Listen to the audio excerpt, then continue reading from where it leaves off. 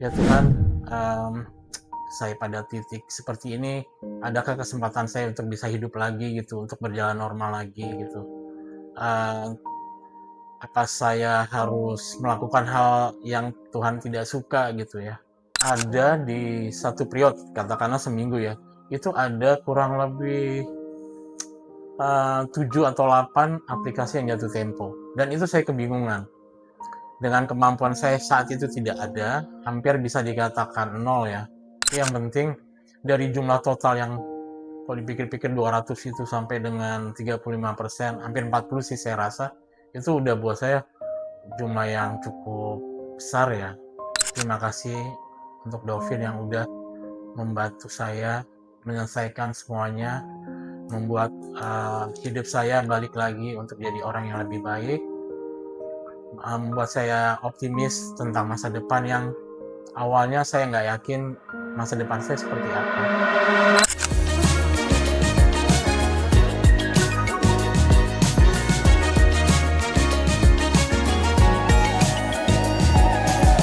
Ada Pak Ahmad Yani.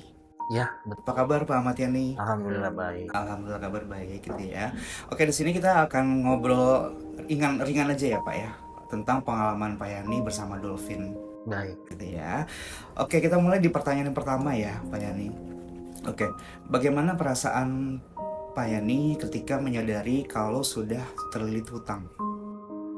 Waktu itu memang saya itu dalam kondisi ragu ya, karena banyak hal waktu itu yang ada di kepala saya berkaitan dengan utang gitu ya. Bisnis saya sempat drop karena utang. Jadi yang pasti saat itu bingung apa yang harus saya lakukan. Saya tidak punya kemampuan, tidak punya cadangan, uh, sampai pada satu titik akhirnya pernah terbersit saya, maaf nih ya, ini mudah-mudahan tidak ditiru ya, untuk mengakhiri hidup gitu hanya karena utang. Tapi saya nggak mau nyerah, saya coba dekatkan lagi diri saya dengan agama, meminta pertolongan kepada Tuhan, dan sampai akhirnya pada titik harus move on. Saya nggak bisa begini terus. Bagaimanapun utang adalah kewajiban yang harus saya bayar. Ditunda mungkin boleh, tapi tidak lari dari kenyataan. Itu sih. Nah, banyak orang yang cuma lihat jumlah utang tanpa tahu apa yang sebenarnya Bapak hadapin. Pernah nggak sih Pak merasa benar-benar sendirian pada waktu itu? Benar, pernah pastinya saya merasa sendirian. Apalagi ditambah saya kan tidak dekat dengan istri. Istri saya itu sedang dinas di luar kota, dan hal itu juga yang membuat saya tuh merasa sendiri. Aduh, saya tidak punya orang yang saya bisa ajak bicara, karena waktu itu saya masih ada beban malu di hati untuk bisa jujur gitu ya pada orang lain, pada keluarga terdekat.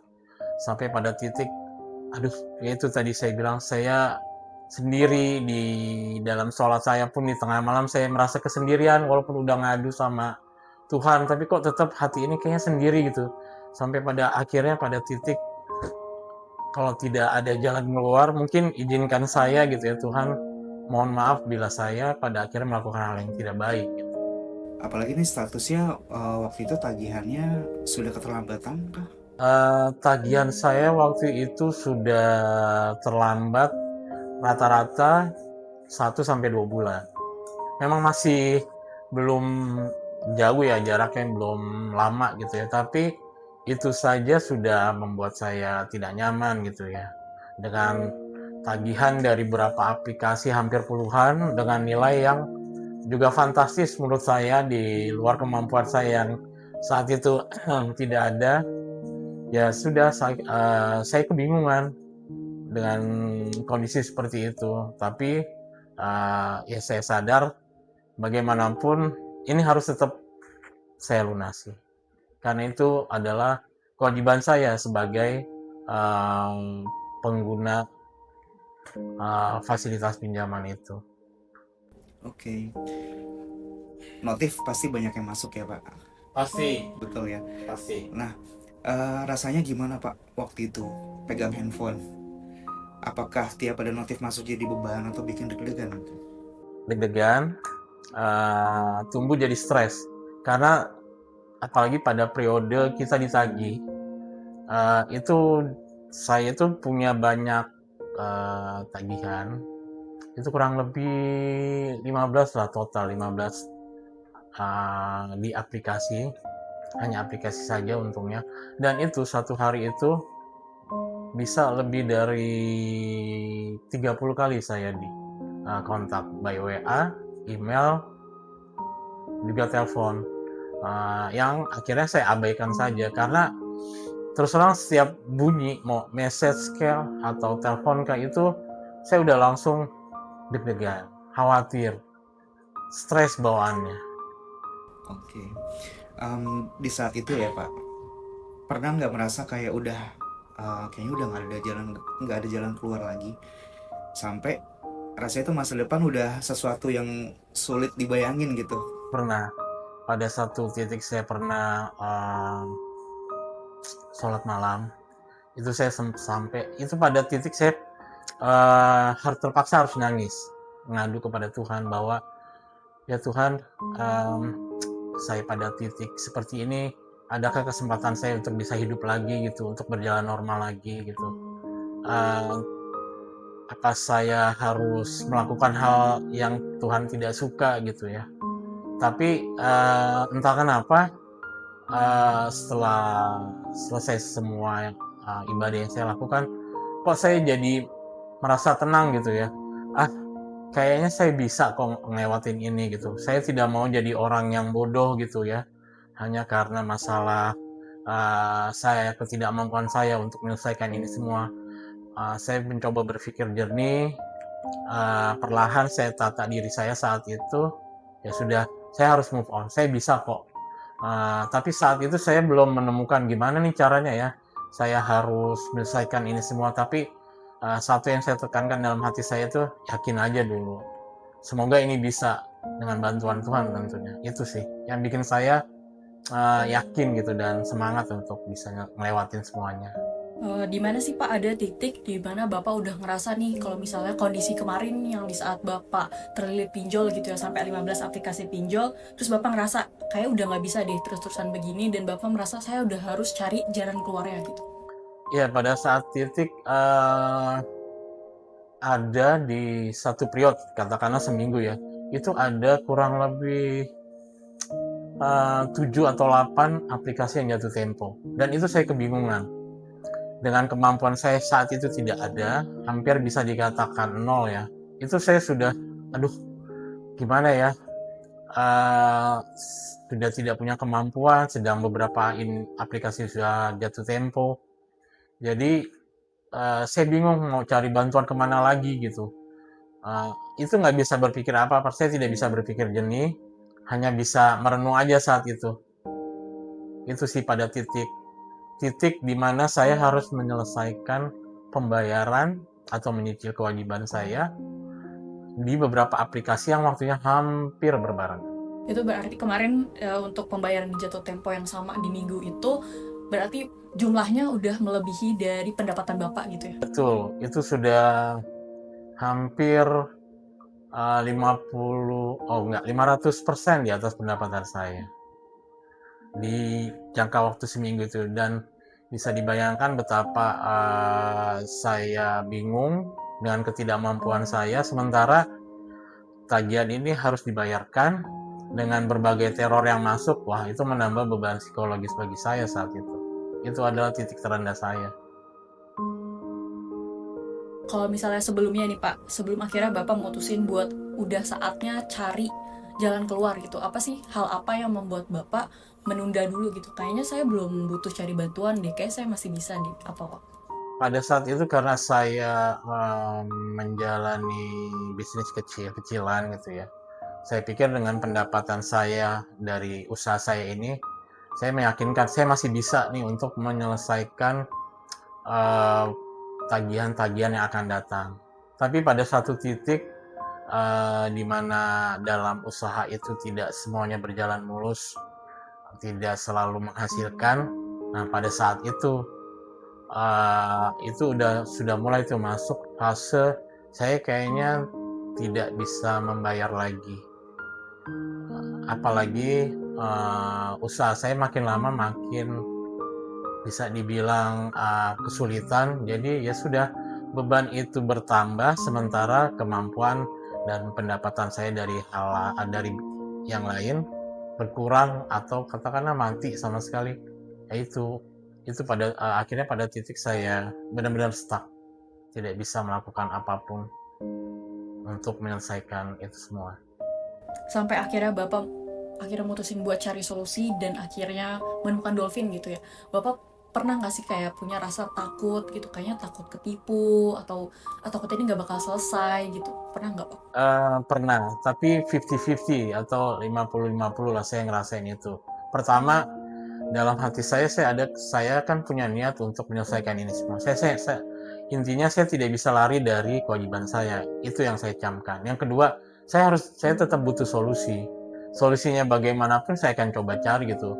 Nah, di proses pencarian itu banyak hal yang saya lakukan. Salah satunya saya coba melalui media sosial melihat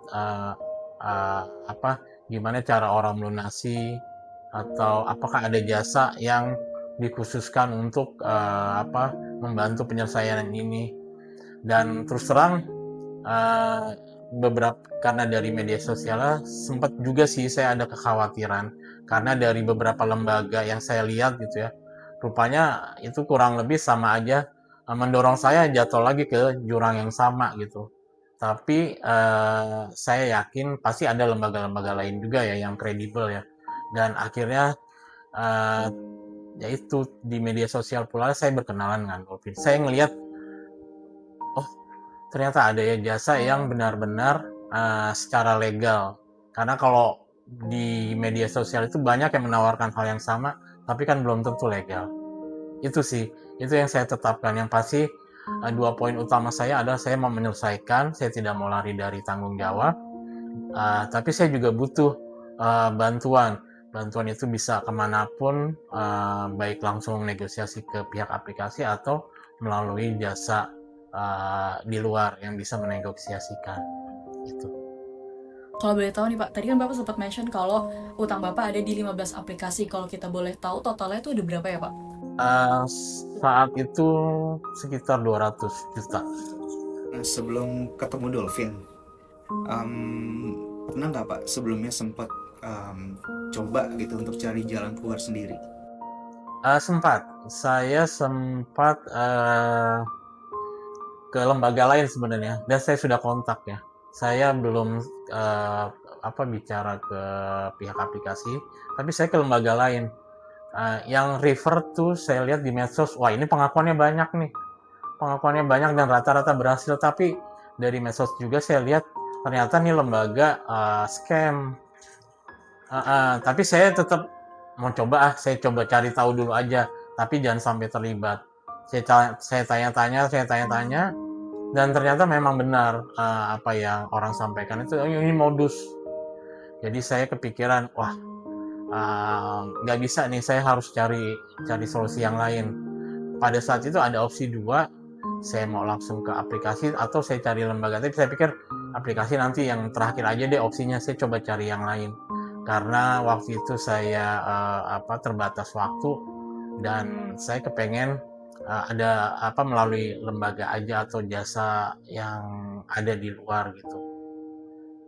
Oke, sampai pada akhirnya ketemu dolphin gitu ya? Iya betul, itu tidak sengaja. Lagi-lagi saya pencarian di medsos, dan ya itu yang saya tekankan, di beberapa yang menawarkan saya butuh yang resmi. Bapak masih inget gak pas Bapak tuh ketemu dolphin tuh yang Bapak search atau mungkin ada lewat gitu loh di sosmed Bapak tiba-tiba? Awalnya sih dari saya search ya, searchnya itu bukan dolphin ya. Saya search lembaga atau jasa yang bisa membantu menyelesaikan masalah hutangnya. Lewat saya search, terus saya lihat di medsos, IG berseliweran lah, macam-macam tuh. Oh jadi referensi saya satu-satu saya catat. sampai akhirnya ya salah satunya dari Dolphin. Nah dari situ saya coba kontak sampai pada akhirnya beberapa yang saya kontak awal itu terindikasi menurut saya ya tidak membantu, malah akan menjerumuskan saya. Sampai pada yang terakhir saya ngeliat Dolphin, saya coba kontak langsung dan ternyata saya yakin nih. Kalau misalnya solusi dari yang lain tuh kan tadi Bapak sebut adalah menjerumuskan Bapak gitu ya. Boleh dikasih tahu nggak sih maksudnya dari menjerumuskan tuh kayak gimana? Yang saya maksud menjerumuskan itu dia memang menawarkan solusi, tapi di awal kita itu dimintakan dana, dibilangnya untuk membantu, bukan biaya administrasi ya, atau ya saya bilang biaya administrasi bukan, tapi membantu untuk melancarkan dulu prosesnya Pak. Tapi ini bukan biaya administrasi ya Pak, karena biaya administrasi nanti ada ketentuannya di hitam di atas putih. Nah, dari situ saya kok merasa nggak yakin kenapa saya mau minta bantuan, bukannya saya diketemukan dulu atau ditanya dulu apa stepnya, kenapa saya awalnya sudah dimintakan dana. Nah itu yang membuat saya, wah ini nggak yakin nih, jangan-jangan saya akan terjerumus lebih dalam lagi gitu loh. Saya punya utang, saya tidak punya kemampuan, tapi saya dimintakan dana hanya untuk menyelesaikan, padahal saya belum tekan kontrak. Sedangkan Dolphin kemarin tidak menawarkan hal-hal itu gitu ya Pak ya? Di awal, waktu saya berinteraksi awal, tidak, justru hanya penyampaian secara awal, yaitu Bapak mau nggak Bapak punya utang, mau nggak kita bantu untuk menyelesaikannya, tapi kami bukan menyelesaikan secara langsung ya Pak, tapi kami akan negosiasikan. Jadi jumlahnya mungkin akan berkurang. Nah itu yang membuat saya terang. Jadi dari kewajiban saya yang saat itu jumlahnya besar, itu oleh pihak Dolphin akan dinegosiasikan dan jumlahnya akan berkurang. Tapi Dolphin menegaskan bahwa tidak akan mengurangi, ya kalau saya tidak salah ucapan, tidak akan menghapus hutang, bukan, tapi hanya akan mengurangi nilai kewajiban yang saya harus selesaikan. Itu sih. Berarti memang bantuan yang diberikan itu ya Realistis sekali, pendampingan, negosiasi, pendampingan, sampai penyelesaian. Itu. Impresinya Pak, perasaan awal ketika tahu bahwa ada gitu ya cara gitu ya atau solusi yang benar-benar resmi dan legal yang bisa ngeringanin beban tagihan Bapak. Oh itu pertama tuh impresi saya tenang, hati saya tuh langsung tenang, karena di saat saya udah stuck, udah nggak bisa berpikir jernih, saya kontak, saya menemukan solusi nih, saya menemukan solusi yang bisa paling tidak membantu saya untuk menyelesaikan kewajiban saya secara smooth, dan juga bisa yang pasti menghilangkan rasa khawatir saya dari tekanan, karena saat itu sudah banyak DC yang mengkontak saya. Jadi saya butuh lembaga yang bisa juga mendampingi saya menghadapi hal-hal seperti itu. Kalau kita flashback sedikit ya Pak, waktu itu awal jadi klien Dolphin itu di bulan apa? Saya masih ingat pas saya mulai kesulitan untuk membayar itu ada di bulan Desember 2024. Itu pertengahan Desember 2024 itu saya sudah mulai kesulitan, dengan seminggu ke depan sampai dengan akhir Desember itu akan banyak jatuh tempo dari berbagai aplikasi.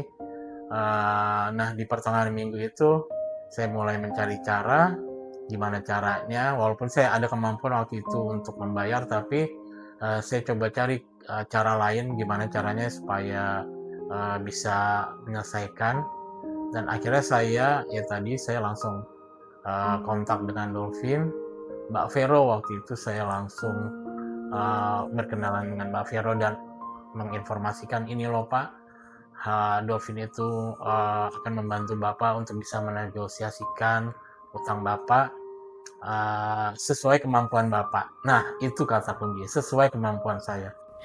Sebelumnya Bapak pernah nggak coba untuk cari tahu sendiri gimana sih cara nego ke aplikasi langsung? Nah, saya pernah lagi-lagi dari media sosial, saya coba lihat dari beberapa pengakuan dari orang yang juga terlibat, yang pernah merasakan hal yang sama dengan saya saat itu. Saya coba kontak ke salah satu aplikasi, diberikan solusi, tapi saat itu saya belum eksekusi karena saya belum bisa bilang ke lembaganya, oke saya bisa. Itu saya belum, karena saya masih memikirkan kedepannya saya harus bisa menghasilkan sejumlah ini gitu loh. Katakan 1 bulan saya harus bisa nyiapin dana sekian. Nah itu harus dari mana gitu. Itu yang akhirnya saya belum bisa merealisasikan untuk negosiasi langsung dengan pihak aplikasinya. Berarti kalau dari negosiasi aplikasi langsung, karena Bapak itu dikasih waktunya pendek banget ya? Betul, dikasih waktunya, jangka waktunya pendek, dan angkanya juga untuk saya saat itu ya, itu di luar kemampuan saya.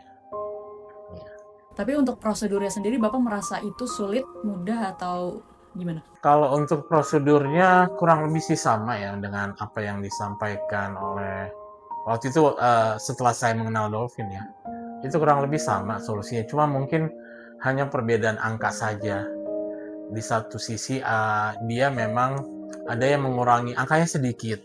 Tapi kalau dipikir-pikir, karena ya terus terang pada saat itu saya dalam kondisi yang tidak mampu, ya tentunya tetap saja berat gitu. Solusinya mungkin enak, tapi kalau kondisi saya saat itu enak, tapi karena kondisi saya saat itu sulit, jadi menurut saya tidak pas. Ini sudah semua aplikasi diproses ke Dolphin atau? Sudah dari 15-an ya aplikasi yang saat itu saya ikutin dan semua jatuh tempo.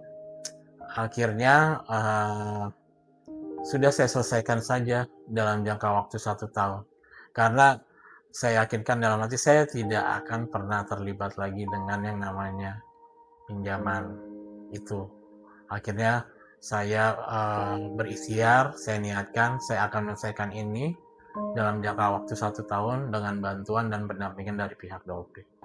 Tapi setelah saya berkenalan dengan Dolphin, dibantu proses penyelesaiannya, pertama kali waktu saya berkenalan pun saya udah merasa tenang.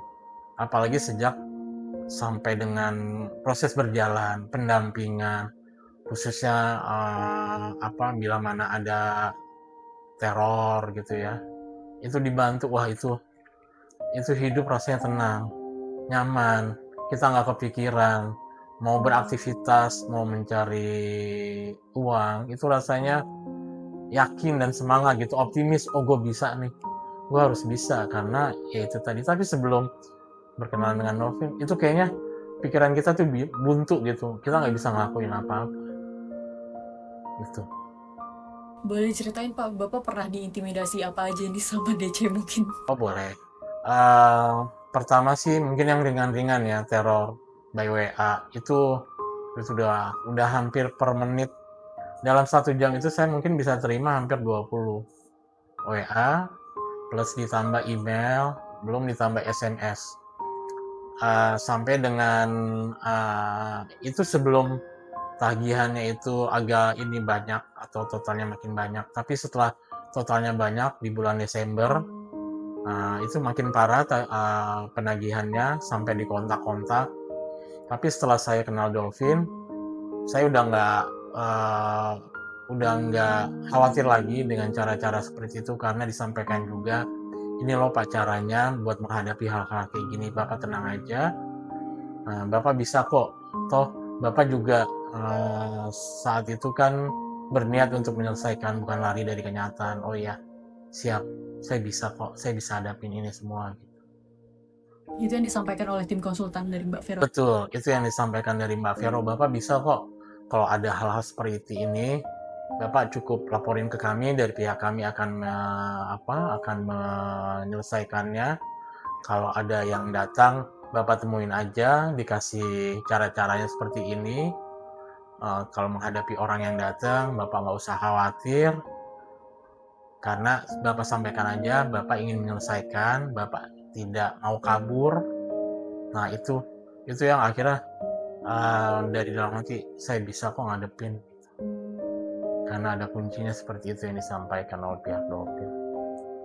Tapi intimidasi pernah nggak Pak sampai mengintimidasi Bapak dan keluarga misal, atau mungkin sampai mengganggu pekerjaan Bapak di kantor? Pernah ke orang terdekat, karena waktu di aplikasi itu saya kasih kontak itu kan bukan istri ya, untungnya bukan istri, tapi ke kakak saya. Itu kakak saya diteror by WA, dan itu cukup mengganggu saya gitu, cukup mengganggu saya. Terus di kantor juga sempat didatengin, itu juga cukup mengganggu saya.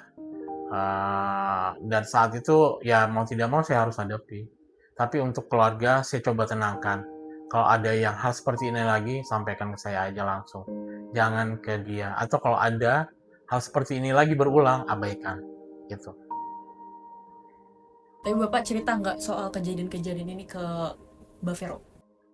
Saya sampaikan ke Mbak Vero, Mbak, ini ada hal seperti ini di luar kuasa saya karena tidak berhubungan langsung dengan saya, tapi ke orang terdekat saya mohon bantuannya atau advice-nya seperti apa sih menghadapi hal-hal seperti ini gitu, dengan kondisi seperti ini. Dari tadi Bapak mention total utangnya sampai 200 juta di 15 aplikasi. Betul. Bapak masih ingat nggak kemarin tuh pas dari hasil keringanan yang dibantu oleh tim Dolphin, itu jadinya total pembayarannya jadi berapa? Kalau di total ya, itu hampir berkurang 30-35% dari total kewajiban saya. Dari hampir 200 itu. Memang ada yang pihak aplikasi baik gitu ya, setelah dinego itu kita hanya membayar kewajibannya saja, ada yang bunganya tetap disertakan tapi didiskon, dan ada yang pelit juga gitu ya. Ya kembali lagi saya bilang, buat saya nggak masalah, toh yang penting saya kan punya saya kan mau menyelesaikan ya. Kalau dari pihak si aplikasi sudah melalui Dolphin sudah membantu negosiasi, ternyata hasilnya seperti ini, ya buat saya nggak masalah gitu. Tapi yang penting dari jumlah total yang kalau dipikir-pikir 200 itu sampai dengan 35%, hampir 40 sih saya rasa, itu udah buat saya jumlah yang cukup besar ya. Dan alhamdulillah saya ada kemampuan untuk bisa menyelesaikan itu. Tetapi tentunya tidak boleh pilih asal lembaga, harus yang punya integritas. Nah, kalau misalnya Bapak punya kesempatan buat bicara ke diri sendiri nih Pak, dari Bapak di masa lalu yang kemarin gitu, Bapak pengen sampaikan apa nih? Buat saya berterima kasih karena pada satu titik saat itu saya tidak ambil jalan pintas.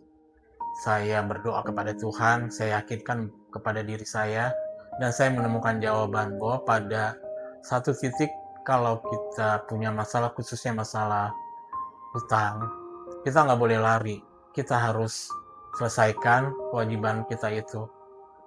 Walaupun dengan cara dan usaha apapun gitu ya. Tapi yang pasti